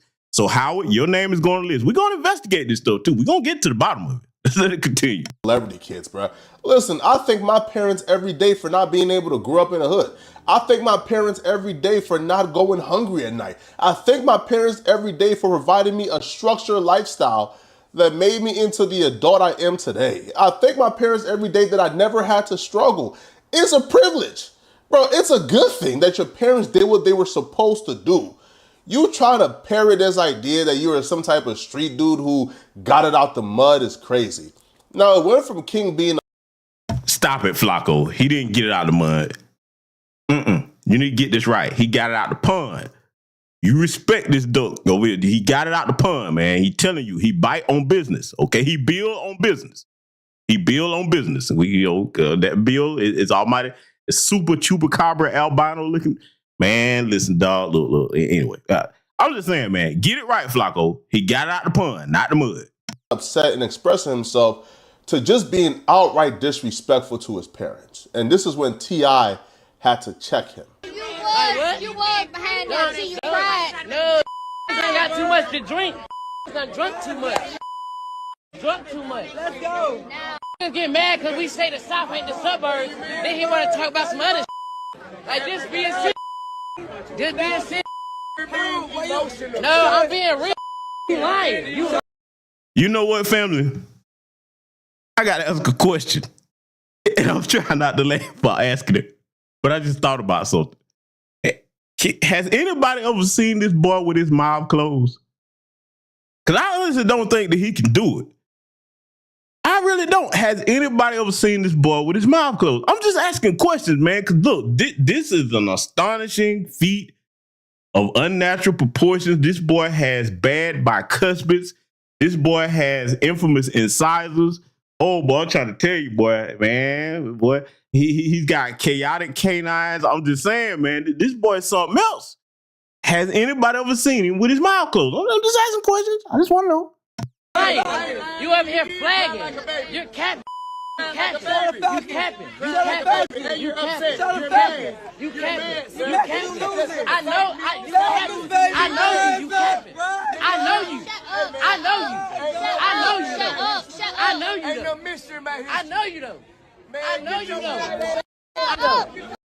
You ain't telling me nothing, man. Any canned goods in his house, man? Oh, he don't need no can opener. All he do is put that thing up there, man. Okay, I'm gonna leave it alone. I'm just saying. I look, he's very resourceful around the house. I'm just saying, man. In a survival situation, he already got a built-in hacksaw in his mouth. I'm just saying, man. This boy could go in there and be a carpentry star. All right. I'm gonna leave it alone. I'm gonna quit. I know you though. I know you. What's wrong with y'all? Why y'all doing that to me? Y'all know me. You know I stand on business. Why you even letting somebody play with me like that? Why you letting somebody play with me like that? Why you letting him play with me like that? Why you letting him play with me like that? No, ain't no joking. What do you mean? You are embarrassing yourself. You're embarrassing yourself. You are embarrassing yourself. You are embarrassing yourself. Man, what is you talking about? Get off me, man, get off me, But you can't do nothing with me. Ain't shit you can do with me. This is a shame.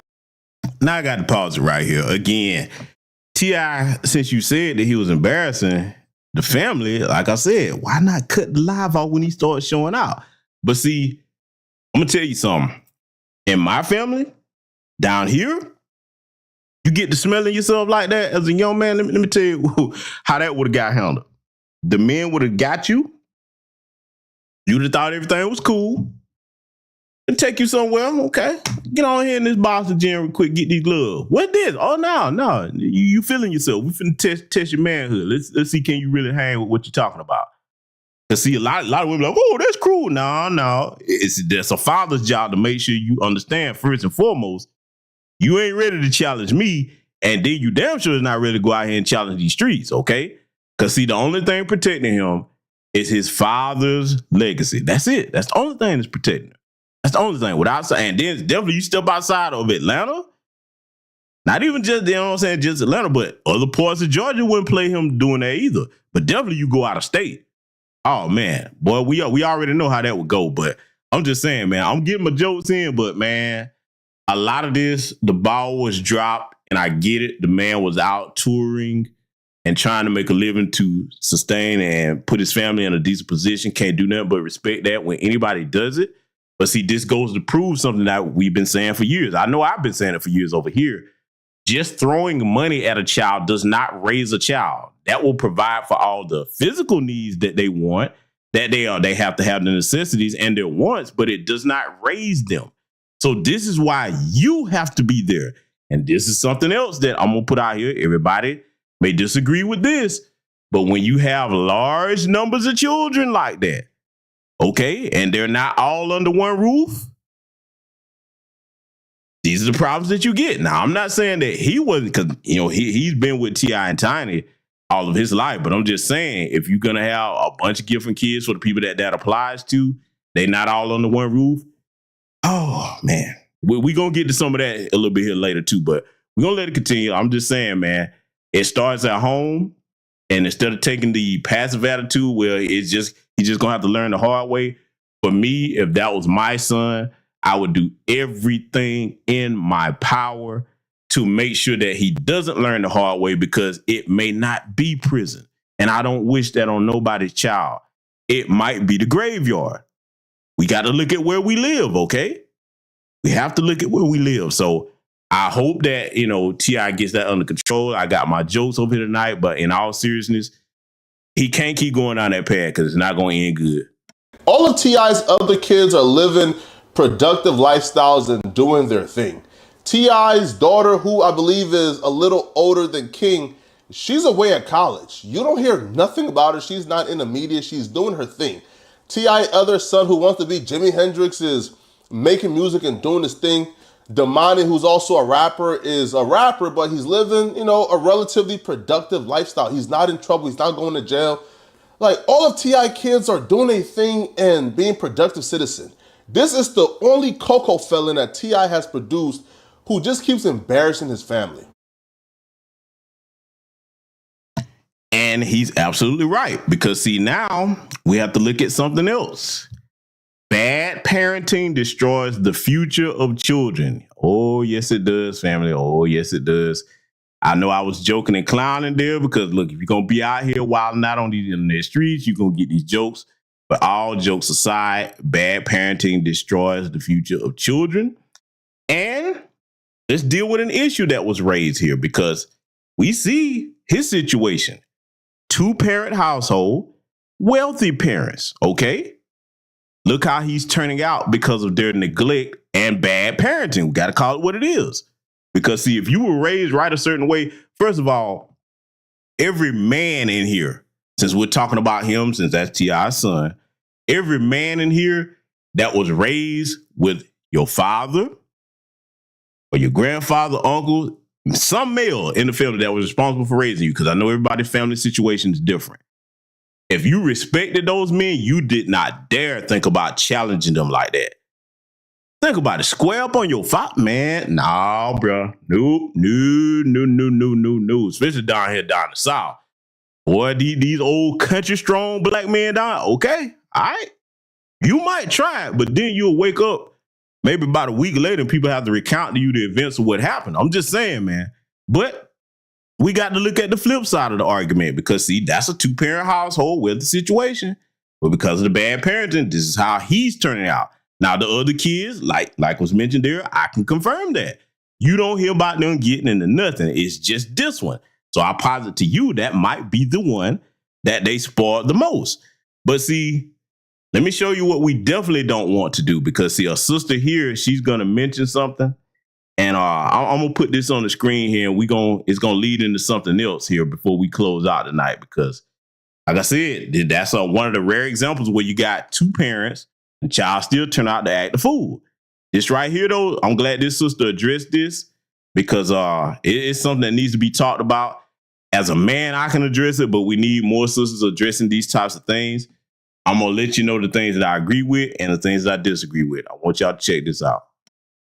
A fact, single mothers, we produce the worst product, right?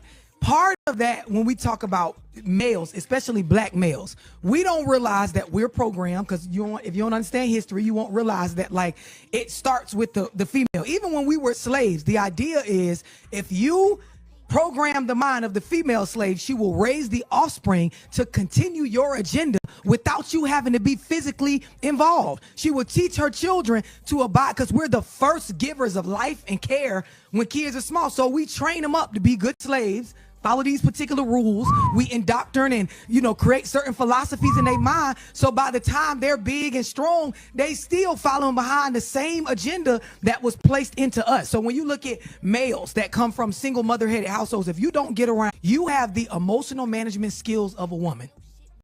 Break that down. Break that down. So if all of your upbringing, 17, 18 years, you've only seen a woman head the household. You've only seen how a woman problem solves. You only seen how a female, i.e. your mother, handles things. You've only seen how she deals with anger, guilt, shame, different feelings. You're only watching it from her. Now, she ain't telling you act like me, but she telling you act like me because this is programming. This is psychology. All right, so you heard that, sister, right there. And listen, let me tell you something. I agree with the greater majority of what she's saying. Now, we have to point this out because, it's always going to be somebody. Not all, yes, we know not all single mothers raise bad children. But see, let's go ahead and be honest about something. The exception to the rule type thinking is something that needs to go from our community, okay? Because see, put it like this. How many people in here that are in the workforce would go and get a couple of lottery tickets and then just quit your job hoping that you hit the lottery and be set for life? That wouldn't make any sense. You might hit the lottery, but what are the chances of you hitting it? Similar to the situation for the people that's always talking about, well, all of them don't raise bad kids. Look at our community today. The greater situations where there are single mothers, and kids turn out bad. Now, let me show you where I think that this might have been the case with King here. While his father was out on the road and touring, he was left in the care of his mother. Anybody disagree with that? Look at his behavior. It's more feminine than masculine. One, men don't sit there running their mouth and making all those threats without backing it up. Number two, you just can't stay out of altercations. You're emotional in your thinking and you just running around going off of who your family reputation is, primarily your father. Just like a lot of chicks will do. All right, my brother is so-and-so, this, that, there. We've heard that many times. So unfortunately, King is exhibiting negative female behavior. He really is. Because I'm saying his mother probably mostly raised him. You heard what T.I. was saying about that too. So maybe that was the case while the man was out there on the road trying to make his money, which is another drawback to any lifestyle, whether you're an athlete or entertainer, where you got to be away from your family. Because see, a father is a very, very critical, important part of a household, okay? Very important, all right? And see, if anybody doubts that, I got to show you something here. Man, when I saw this, my heart sunk to my chest, man, because if I mention something about my community, it's because I care. I think everybody gathered over here that's familiar with my content and my work over the years, you know that.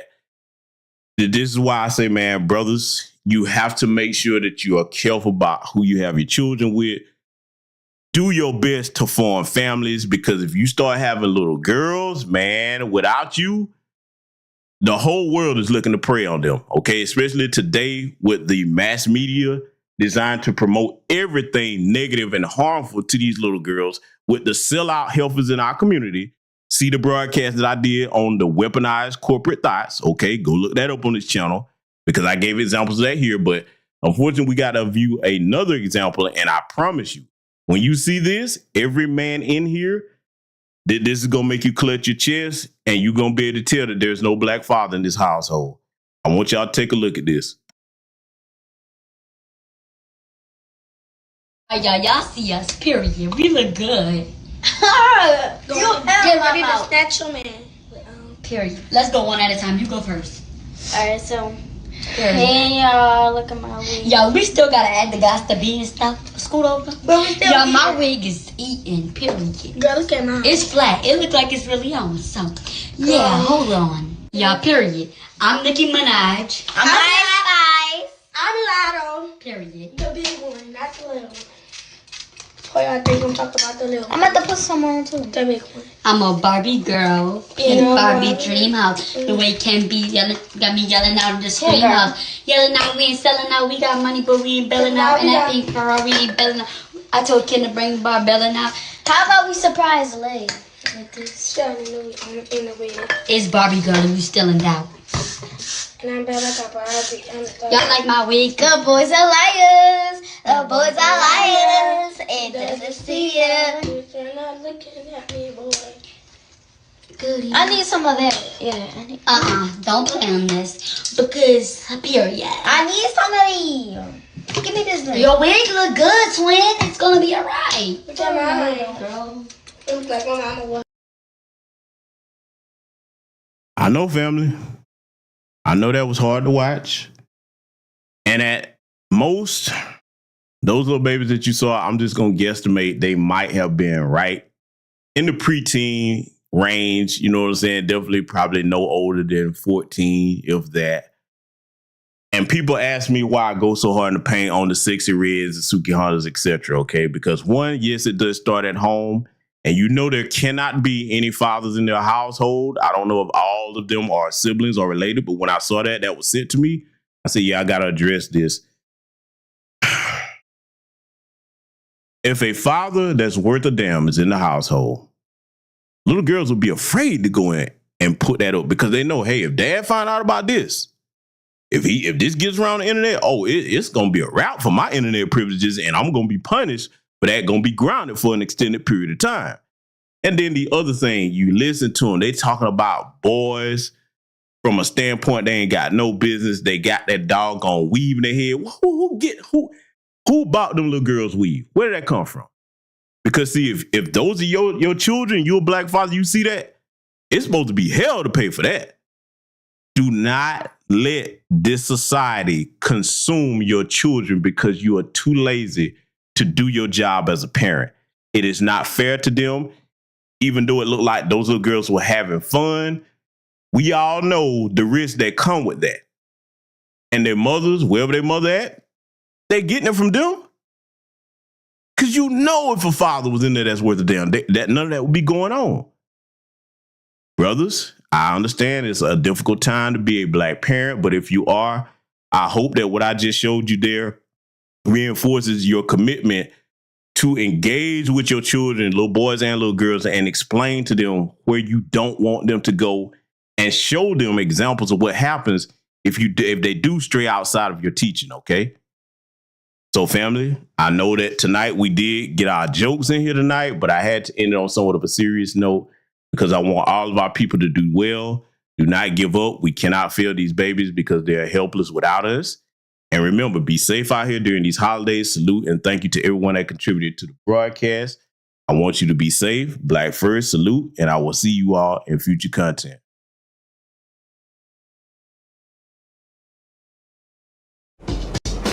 It's the 50th anniversary of hip-hop, and we still have a lot of discrepancies as far as the origins of hip-hop, a lot of claims, who did what, who was the first this, who was the this and that, and such. But at the end of the day, we need a definitive story, all right? And that story can only be told by the founders of this culture. Like everything was being driven and influenced by young, black, American culture. Like the slang, the style of dress, the initial music that we chose. Look at all the boroughs. You got, money making Manhattan and money earning Mount Vernon and Crooklyn. The Bronx was the boogie down Bronx. We was partying up there. I am Coke LaRock, the first MC of hip hop. First cat to pick the mic up. I introduced rapping to the turntable because when I came with it, nobody in the world was doing it. I'm right after Rudy Ray Moore.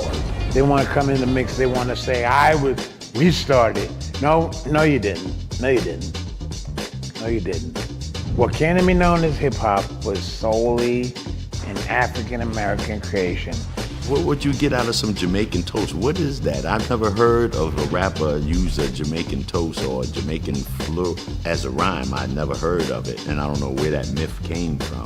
My name is Legendary Kane Trixie from the Bronx, BX from the West Side. I am the first break dancer. That narrative that hip hop has had 3 founding fathers, that's been rolling for the last almost 30 years, which isn't true. You don't have just 3 people who created hip hop. Hip hop was created by a number of different people. I am the grandfather, the godfather of the graffiti culture. I am the first element of hip hop. The roots of hip hop being Jamaican, absolutely false. My name is MC Sha-Rock. I am a founding member of the MC/rap culture. Cassette tapes was the internet of our time. It just traveled around by hand. I know for a fact that the B-boy stand started from the guards, the 5%ers that would be at the jams back in the days who were acting as security. If they get the real truth of how it all was created, then so many lies would not be able to be in existence.